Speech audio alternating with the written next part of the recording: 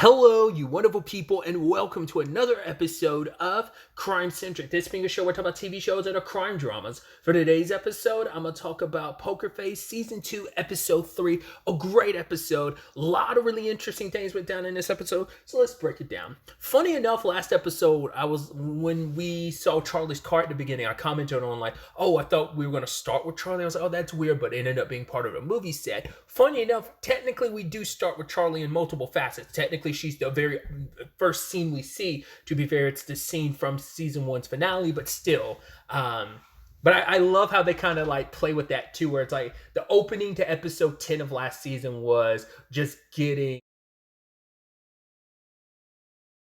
Ron Perlman's perspective, Sterling Sr.'s perspective on that conversation with Charlie. And then we kind of run through that again, but then Charlie cuts us off. She's like, yeah, I was there. I don't need to. Because she never interacted with, I thought that was just so funny how they did that. It's like, right, we don't need the exposition. I was there. I remember it. So I don't need that. So I just thought that was kind of like a little funny, we're not going to complete. Because I almost thought we were going to meet the rest of the other family members. Because when we saw some of the cast lists, I was like, oh, are they going to, I saw John Mulaney's name. I was like, wait, is John Mulaney going to be one of the five families? No, he's an FBI agent named Danny. But we'll get to that soon enough. I like I said, this episode does a really neat job of playing with the structure of the show, because we start with Charlie. It makes sense picking up where we left off, but still, we still kind of go through the situation of we start off with the murder, but they kind of rewind. But instead of rewinding and giving us Charlie's perspective in this whole situation and sequence, you basically get the flip side of it. It's actually kind of Luca/Jeffrey's side of things, but either way. Anyway, the reason why Beatrix has grabbed up Charlie now. It's like, I need you to be the human lie detector that you are, because I need to find the rat in my organization. And just Charlie just being like, okay, it's like, I literally just escaped the funeral home fire situation. Can I get changed? She's like, yeah, sure, whatever. And so she's meeting with her FBI agent, which ended up being John Mulaney. We just didn't know he was an FBI agent at the time. They're oh god, what was it? Their safe house ended up not being safe, so they end up having to go to a motel where her husband, or Beatrix's husband, Jeffrey, is there, and Jeffrey is played by Richard Kind. And so I love that at his joke about not knowing what she does. He's like, oh, I don't know much about metalwork. And Charlie's looking like, what? He's like, I'm just kidding. I know this is the mafia thing. I'm just joking.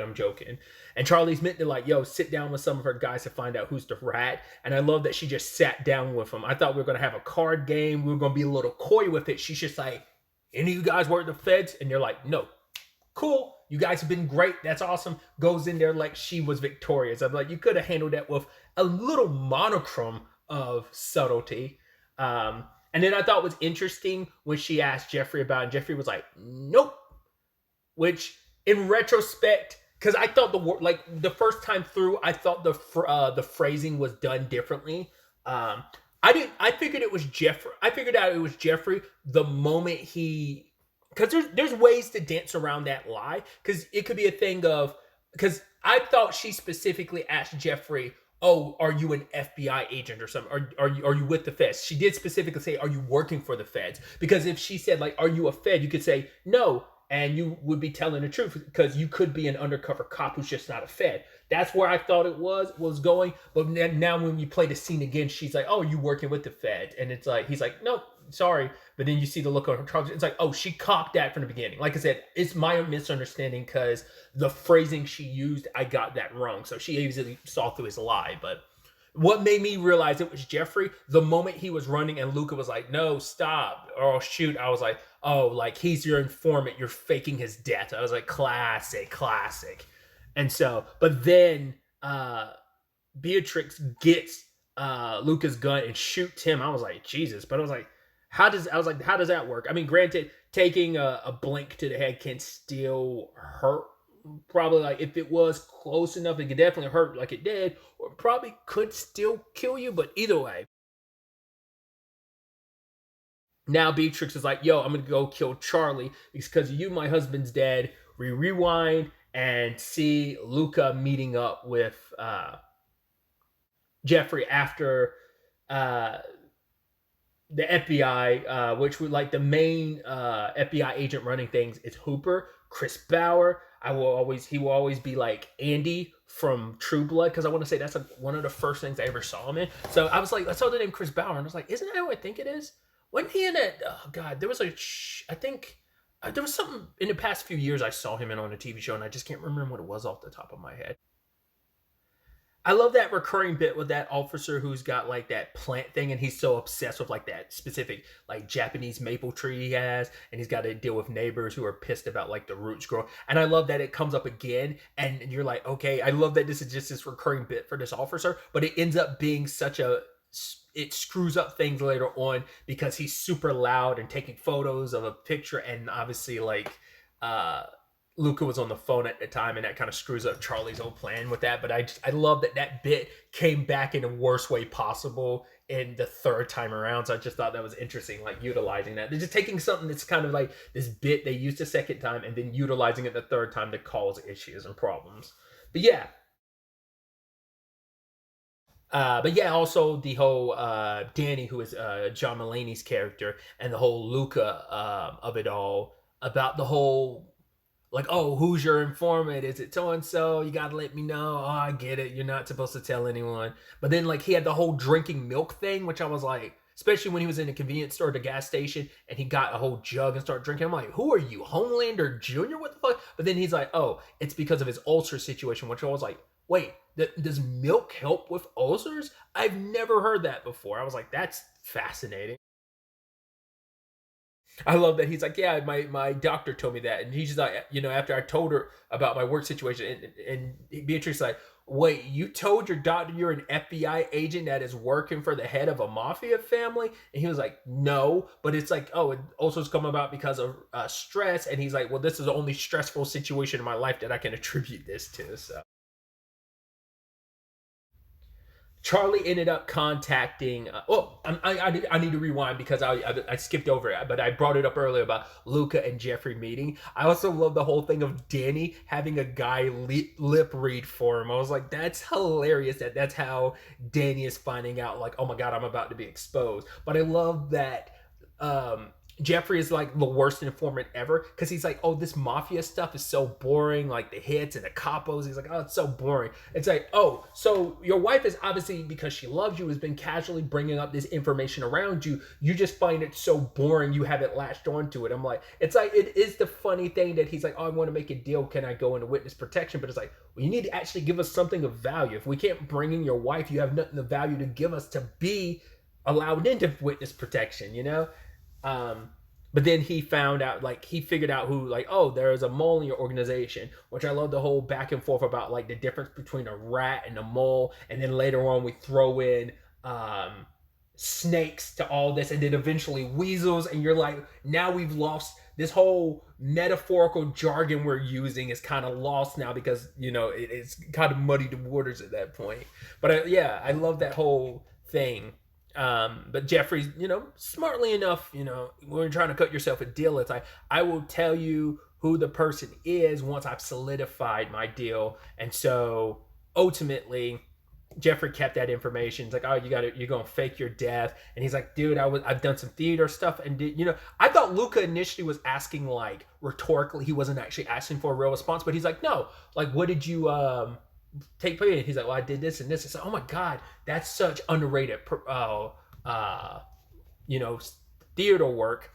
And I love the whole bit where like the guy's reading his lips, but then like he gets something wrong, and then he's like, how could you, like, why would it be bowl of blah blah blah? He's like, I don't know, dude, it's hard to read lips for a song I don't know. I just love that. I think he even says at one more time, like, oh, he's like, oh my god, an FBI agent that's a mole or whatever. He was like, I didn't ask for your colorful fucking commentary. Just read the damn lips. I wasn't expecting that little, once again, that little rewind, twist, and reveal where it's like we didn't know we knew he was the mole, but like finding out he was actually kind of Jeffrey's killer because he put a real bullet amongst the blanks. I was like, wow, that was, because at first I was like, oh, Jeffrey's really playing this up. It's like, no, Jeffrey really got killed. Yeah, she really felt bad, It's like, oh, poor Jeffrey. Now Beatrix finds out about the gun being filled with fake bull or blank bullets when she tried to kill Charlie, and now it's a situation of, oh, I know Jeffrey's alive, let me talk to him. It's like, no, Jeffrey's dead. And you're like, oh, that sucks.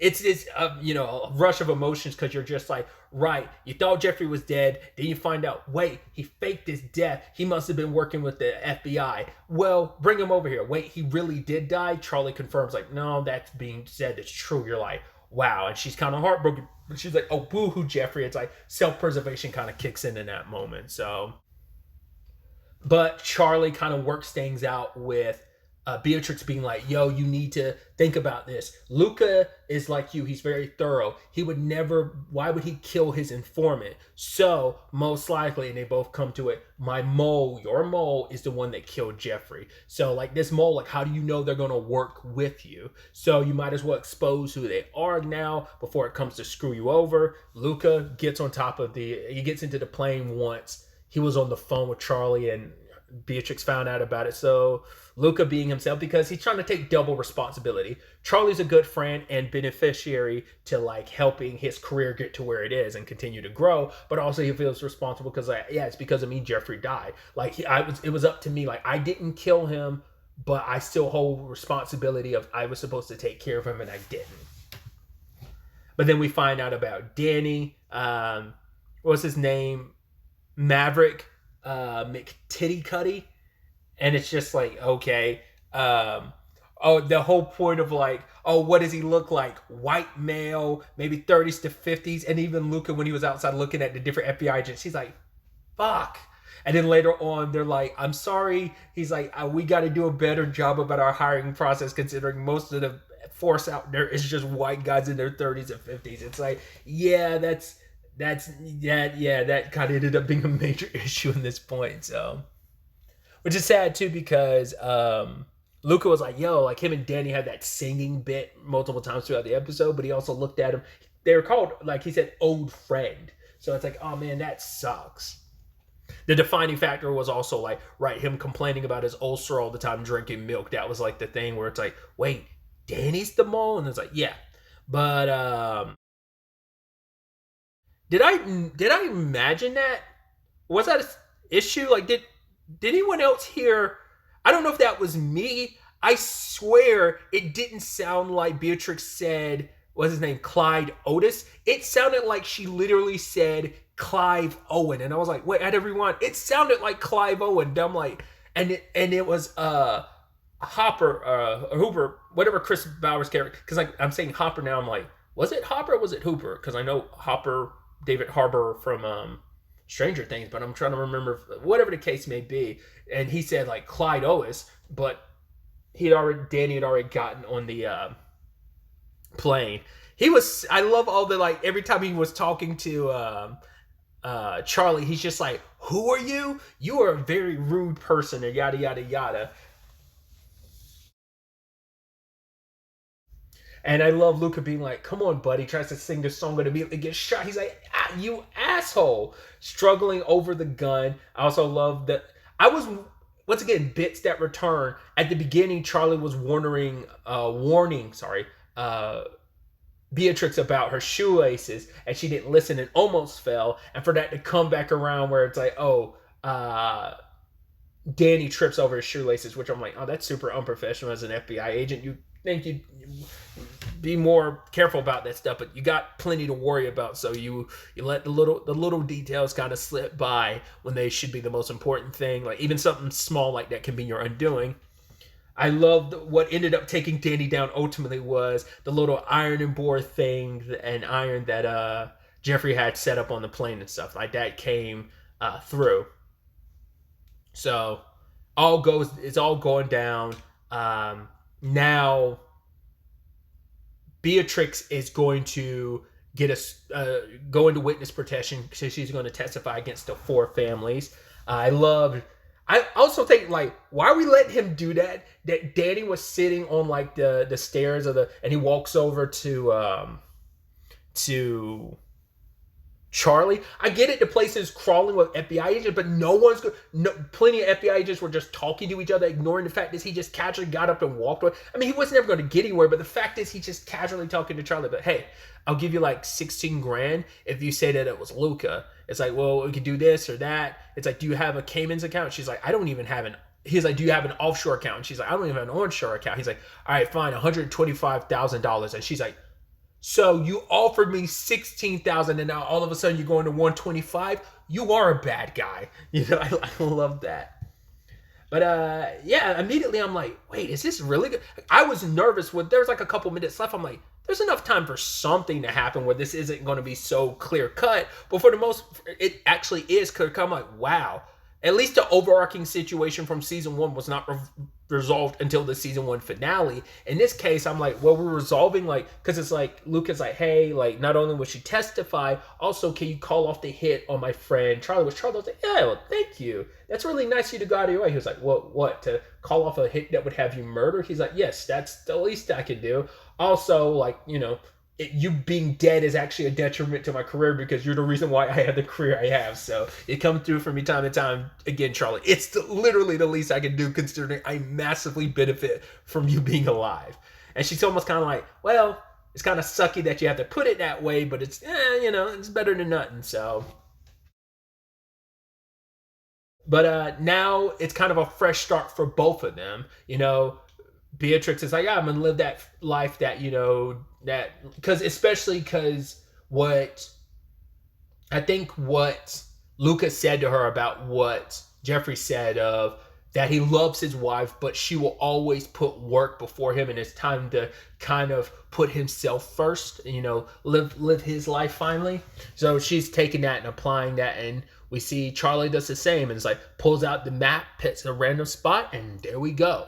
What's really interesting too is like I said, going back to it, are we really done with this storyline? I don't think we are, because there's still the 4 families. Now, either there's a hit still on her that doesn't get canceled in time, because I think what most likely is going to probably happen is that most likely, Beatrix is probably going to end up getting murked, and she's going to die before she could call off the hit, and now Charlie's going to have to contend with that. I don't know. Like I said, the overarching story of this season has been wrapped up, but I'm like, there's no way it's completely wrapped up. So it might be a thing of at least someone from the 4 families, like I said, they either contend with her and come after Charlie because she's the last loose end, or one of them just kind of does it on their own. I don't know. Like, there's no way this wraps up that neatly this early in the season, because it's also like this season's like 2 episodes longer than season 1, because season 1's only 10, this season's 12. So I'm like, there's definitely more at play here. So I'm very fascinated and interested to see. I doubt any of this will come up in episode 4. Nothing came up in episode 5, but obviously I'm getting to this late. So episode 7 came out today at the time of me recording this. So yeah, we'll have to. So like I said, I doubt anything's going to come up in episode 4, but 6 or 7, who knows? But it probably won't be until like late into the season when we might circle back to this. If this ends up being the thing, there might be a whole other new overarching storyline that Charlie has to contend with, because this is the first time she's kind of living her life without anyone after her, because that is also the thing too. Like, she had to stay hiding from Sterling last season and Cliff. Well, that's not an issue anymore. Well, then she had to do it to hide away from Beatrix and the 5 families. She doesn't have to worry about that anymore for now. So I don't know if we're going to see Charlie more so having like a bank account, because none of that came up in episode 5. So, but I didn't have the context that I do from these episodes to kind of add to that. But it's like, is she going to go back to having like a normal life, or is she just going to kind of, just for safety reasons, stay off the beaten path of, I'm still not going to have a clear-cut bank account. I'm just going to be very free-spirit and kind of nomad this situation for a while. Like, is there any reason to kind of set roots currently? No.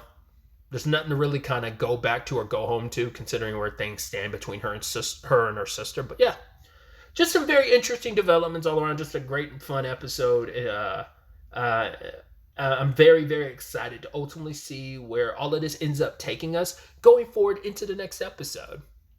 But really, that's all I wanted to talk about. Till the next time we meet, be happy, be safe, live life to the fullest, and enjoy it. Good day and good Bye.